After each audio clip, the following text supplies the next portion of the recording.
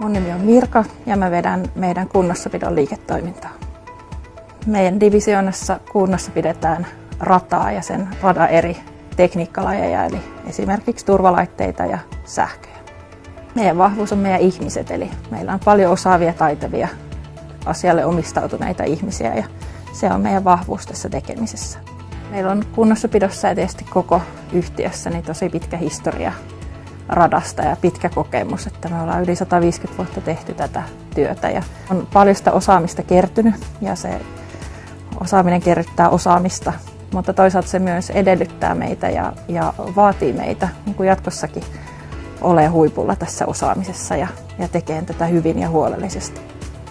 Kunnossapitodivisioonan pääasiakas on Väylävirasto ja Väylävirasto on Suomessa se, joka omistaa ja vastaa meidän rataverkosta.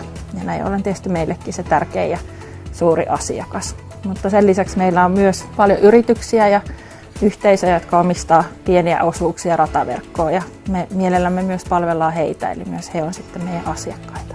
Koska me kunnossa pidetään ja ylläpidetään rataa, niin se tarkoittaa sitä, että omalta osaltamme me pidetään näitä yhteiskunnan rattaita pyörimässä. Eli me varmistetaan se, että junat pääsee liikkuu ja sitä kautta ihmiset ja rahti pääsee raiteilla liikkuu. Eli kyllä se meidän jokapäiväinen työ näkyy tässä arjessa ja varmistaa sen, että arki pyörii Suomessa. No kyllä me päivittäin on ylpeä tästä meidän tiimistä ja siitä, mitä me saadaan yhdessä aikaiseksi. Ja kuinka me ratkotaan ongelmia ja mennään eteenpäin ja kehitetään sitä omaa tekemistä. Eli pääsääntöisesti olen ylpeä meidän tiimistä ja meidän ihmisistä.